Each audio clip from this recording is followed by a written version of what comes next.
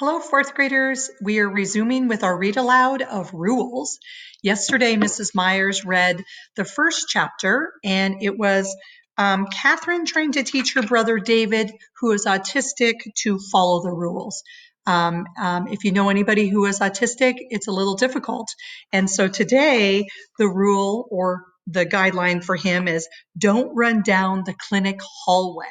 So remember what he gets to do after he goes to the clinic, and that's to go to the video store. So let's go ahead and sit back and listen to the story of rules. When David was 3 and started coming to the clinic for an occupational therapy, I tagged along because I was too little to stay home alone. Now I'm 12 and can stay home if I want, but I still like to come. I like talking to Mom on the ride over and back and shopping in the stores across the street, and I love the road between our house and the clinic. It follows the ocean shoreline, and I look for snowy egrets standing stick still in the salt marshes and osprey circling, hunting for fish. At high tide, waves sparkle under the wooden bridges, and I can guess the tide before I even see the water just by closing my eyes and breathing the air through the open car windows. Low tide smells mud black and tangy, but high tide smells clean and salty. The clinic is a few streets from the ocean, and in the summer, sometimes Mom and I walk to the waterfront park while David is at his appointment. It's the only time in the week that I get Mom completely to myself, and someone else is in charge of David. Mom likes to stay in the clinic waiting room so she can hear if David has a hard time. But I like when we leave because then she doesn't look away from me every time she hears him shriek. At the clinic, there's a waiting room and a long corridor of doors to little offices for hearing tests, speech therapy, and occupational therapy. David comes on Tuesdays and Thursdays to see Stephanie, a woman with kind eyes and an office full of games, swings, a trampoline, and more balls than I've ever seen outside a school playground. It'd be fun to go with Stephanie and do what she calls playing, but David thinks it's work. I wait while Mom says hello to the other waiting room people, but as soon as Stephanie takes David's hand, I ask, can we go to the park? We haven't been since last fall. It's going to rain. Mom sits down on the waiting room couch, and it will be cold by the water. You didn't even bring your jacket. Can we go shopping then? I glance out the window to the line of stores across the street. My favorite is Elliot's Antiques. From a sidewalk, it seems only a door tucked between two downtown shops, but behind the door and up a musty smelling staircase is a sign, Elliot's Antiques. The whole store is like an antique, full of stuff someone's grandparents once owned but had no more use for. Things not quite good enough to keep, but not quite bad enough to throw away. David had a hard time last week, Mom says. I need to make sure Stephanie can handle it. Why don't you just read? Mom crosses her legs like she's settled to stay. I slump on the couch beside her and check in if anyone looks like they'll mind Mom reading out loud. I haven't been to the clinic since my last school vacation, but I recognize the waiting room people because their appointments are nearly the same as David's every week. Mrs. Frost, a tiny old lady, reads a magazine in the big chair between the front windows. She brings her even older brother for speech therapy because he had a stroke. The receptionist with blonde beauty parlor hair types fast on her computer. Carol, a young mother wearing a big skirt and hoop earrings, sits in the rocking chair near the bookshelf. She leans down, handing her baby with Down syndrome chunky plastic blocks from a toy basket. In the chair next to the exit, Mrs. Morehouse, Jason's mother, checks her watch. And there's Jason. I'm not sure how old Jason is, maybe 14 or 15, but even though he's almost grown, his mother stays with him in the waiting room. Jason can't go anywhere unless someone pushes his wheelchair. I open my backpack and Mom cleans her glasses on the bottom edge of her shirt.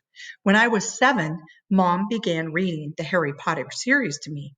And even though I can read easily to myself now, we still read read each book together. I never think of the characters without hearing her voices. I pass her the book. Read quiet. She turns to our chapter, and I arrange my colored pencils on the couch next to me. Hunting on the window for something to draw, I consider the lines of stores and restaurants across the street, but they look tired in between. In a week or two, the gift shop window will have splashy beach towels and plastic sand buckets. The hotel will show off the no lit up with vacancy. And the parking lot will be full of seagulls strutting between the cars and perched on the street lights, screeching for someone to drop a bite of a sandwich or a french fry.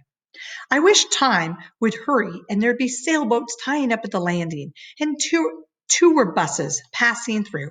And I've already had the first hellos traded with somebody Peterson, the girl next door.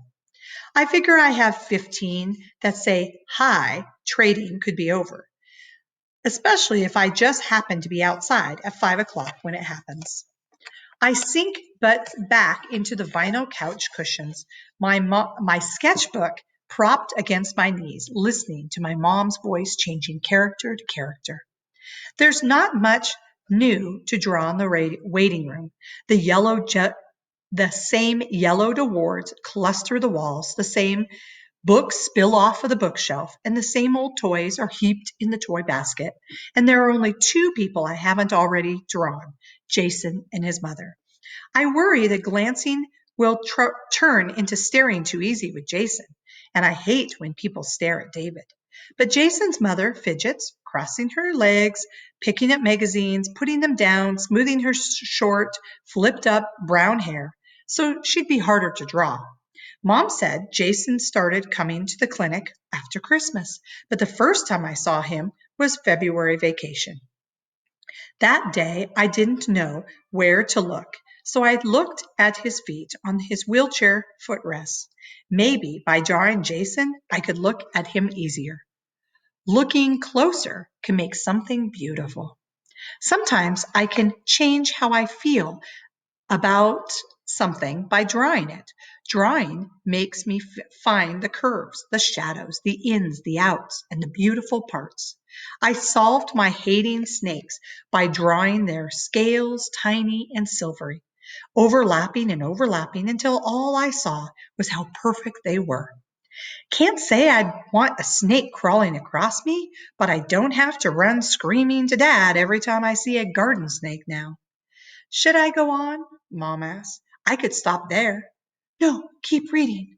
I turned to a clean page in my sketchbook and swoop a faint pencil line, beginning the outline of Jason's head.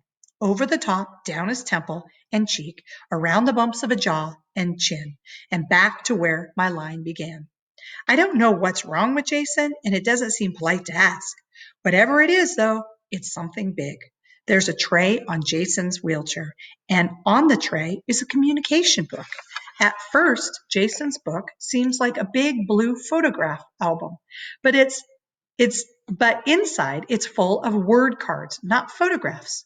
Jason can't speak, but he turns the pages and touches the cards to tell his mother if he wants a drink or has to use the bathroom or is mad about something. Today, he's mad, fighting mad. Jason slides his hand across his book, jabbing at cards. His fingers curl claw-like as his knuckle wraps one word and another. Yes, I know they had a guitar, Mrs. Morehouse says, fiddling with her earring. But I told you we didn't have time to stop. If I'd stopped, you'd have been late for speech. Jason stabs his book. I hope he has a so what or whatever card. His hands twitch, and he makes rumbling throat sounds near to growling.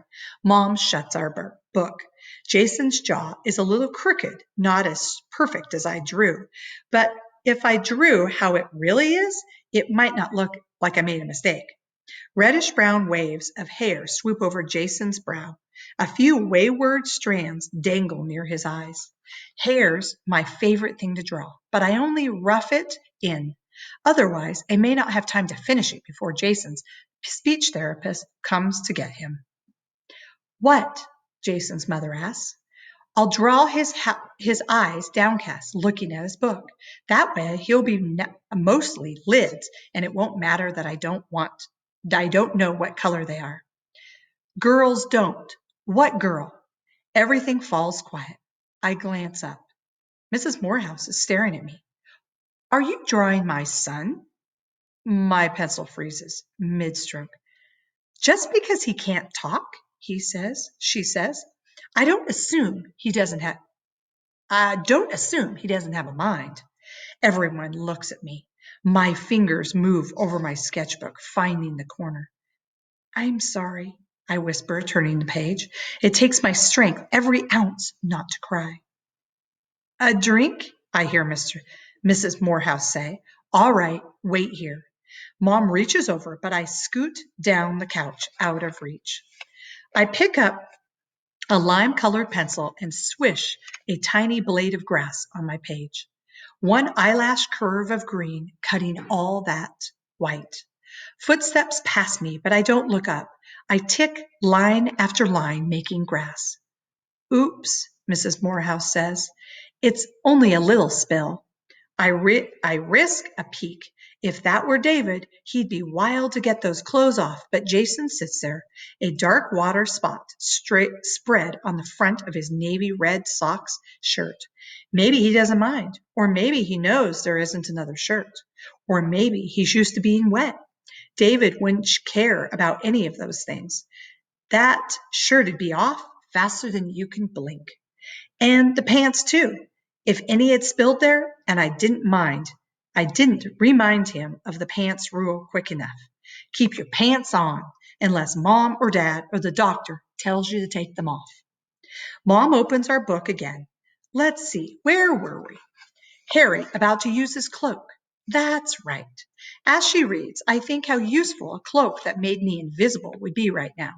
If I had one, I'd throw it over my head and run out the door and across the parking lot and the street, all the way through the waterfront park to the wharf, and board the first boat I saw going somewhere, anywhere else. Mom reads. The receptionist types at her computer. Mrs. Frost looks at the magazine, and the baby sleeps on Carol's lap, his little fingers still clutching a pink plastic block. Hi, Jason! Jason's smiling speech therapist finally comes out to get him. I'm relieved to see her, even though Mom stops reading when she comes. How's his day been going? The therapist asks his mother. He wanted to stop at a yard sale, Mrs. Morehouse said, so he's a little upset. Oh, the therapist turns to Jason. You wanted, hands pointing, pulling, to stop, one hand karate chopping the other, at a yard sale? Fingers flying, eyebrows arched in a question. Jason scowls. His therapist pouts, her finger tapping his communication book. Sad. I swallow a giggle. Sad. Is she kidding? If I were Jason, I'd want the cards that said, get out of my face and go away. And that stinks, a big one. The therapist pushes Jason's wheelchair down the corridor, and Mrs. Morehouse picks up her purse. I have a couple of errands, she tells the receptionist. I'll be right back. The bell above the clinic door jangles as she leaves. Through the window, I watch her cross the parking lot to her van. What do you think Jason would do with a guitar? I ask Mom. I don't know, she says. Maybe just having one would be enough. Watching the van's red taillights, I wonder, enough for what? But as the van pulls away, I close my eyes and make a wish. Please go back and buy that let me go back. Please go back and buy that guitar, in case Mom's right. I didn't mean to hurt Jason's feeling. I was only sketching. You could tell him that, Mom says. I cringe, but he can't understand me. Maybe he'll point to the answer in his book, or maybe he'll answer in his head. Mom returns to reading, and I draw the front of a gray shingled house, porch steps, and a front door with a front door with the doorbell. I reach for a blue sky pencil, but pick up midnight black instead. I hear far away David shriek, and Mom stops reading to watch the corridor. But when it's quiet, and I figure David gave in and did whatever Stephanie wanted, my drawing takes shape under my hand. Lemon for the stars, cream for the moon, pine for the trees along the fence, coral gray for the darkened windows, all but one.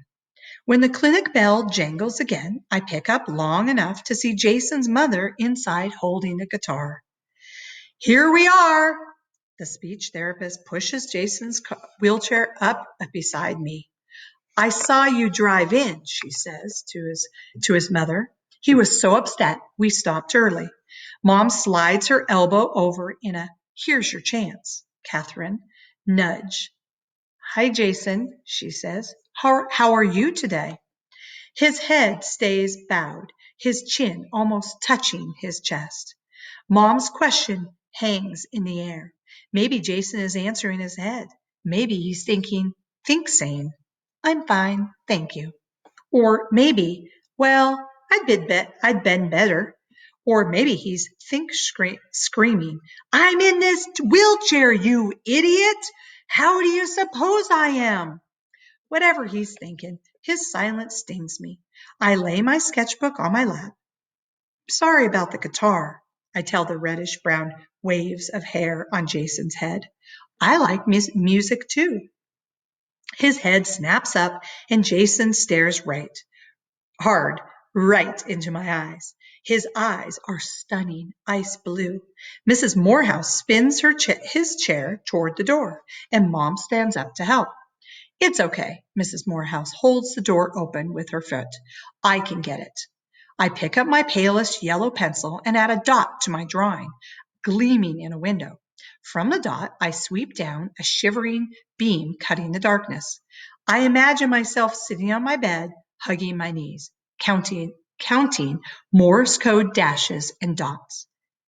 A, beep, R, beep, U, beep, A, beep, R, beep, E, beep, R, U, Y, beep, O, beep, U.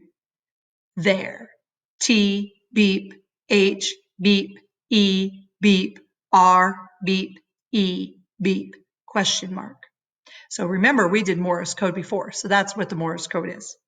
The bell jangles again. I look up to see Mrs. Morehouse in the doorway watching me. She crosses her arms over her stomach. Mrs. Frost drops her magazine, and even the receptionist has stopped typing, her hands held above her keyboard like a conductor waiting to cue a symphony. Jason insisted I come back, Mrs. Morehouse says, and tell you he likes the picture you're drawing. She turns to leave. I look out the window to Jason at the top of the ramp. Wait! Lifting my page. I pull gently so it'll tear neatly. Colored pencils fall on my lap, scattering and rolling across the floor, but I don't bother with them. If he likes it, he can have it. Please tell him the dot in the window is a flashlight. His mother smiles. I'll tell him. I'm too embarrassed to watch her give Jason my picture, so I get on my knees and hunt for colored pencils, some of which had rolled under the heater. That was kind of you, sweetheart, Mother says. I slumped back on the couch, though I move my orange pencil over my fresh page. I'm only making lines. Too busy to talk lines. Leave me alone lines. I bear down so hard my pencil lead breaks. Sorry, gotta go. David runs through the waiting room, heading for the door to the outside, his brown hair damp with sweat. Mom jumps up to block his way. I flip to my rule collection and add, if you want to get away with something, don't answer it first. That's funny. That's how it ends. Okay, so we're learning a little bit more about Catherine. This was about more of Catherine and how she has to deal with different people's different personalities and things that are a little bit different, and how she didn't mean to offend him, but she did. So we'll learn tomorrow. Mrs. Myers will read, if it's too loud, cover your ears and ask the person to be quiet. We'll see you tomorrow.